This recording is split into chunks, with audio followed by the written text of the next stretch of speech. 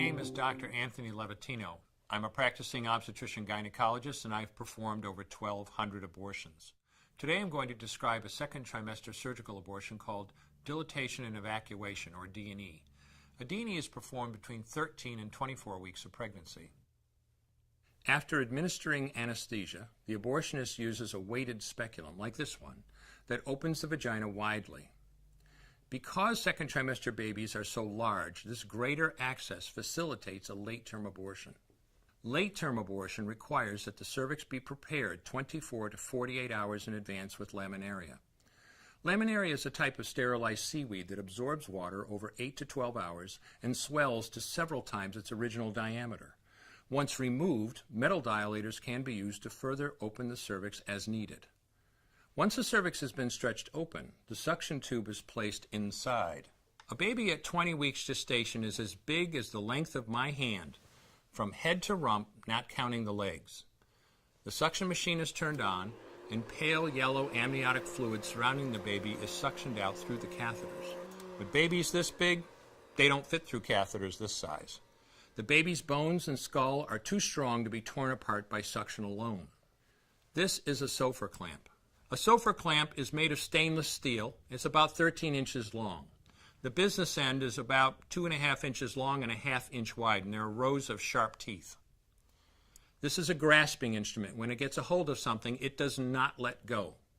The abortionist uses this clamp to grasp an arm or leg. Once he has a firm grip, the abortionist pulls hard in order to tear the limb from the baby's body. One by one, the rest of the limbs are removed, along with the intestines, the spine, and the heart and lungs. Usually the most difficult part of the procedure is extracting the baby's head, which is about the size of a large plum at 20 weeks. The head is grasped and crushed. The abortionist knows he has crushed the skull when a white substance comes out of the cervix. This was the baby's brains. The abortionist then removes skull pieces. He removes the placenta and any leftover parts of the baby with a curette, scraping the lining of the uterus for any remaining tissue. The abortionist then collects the baby parts and reassembles them to make sure that there are 2 arms, 2 legs, and all the pieces. Once all the parts have been accounted for, the abortion is complete. For the woman, this procedure carries a significant risk of major complications, including perforation or laceration of the uterus or cervix, with possible damage to the bowel, bladder, and other maternal organs. Infection and hemorrhage can also occur, which can even lead to death.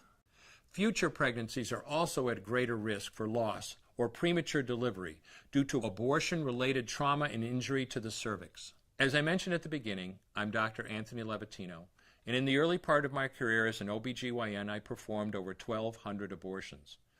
One day, after completing one of those abortions, I looked at the remains of a preborn child whose life I had ended, and all I could see was someone's son or daughter. I came to realize that killing a baby at any stage of pregnancy for any reason is wrong. I want you to know today, no matter where you're at or what you've done, you can change. Make a decision today to protect the preborn. Thank you for your time. I will no longer do any more abortions.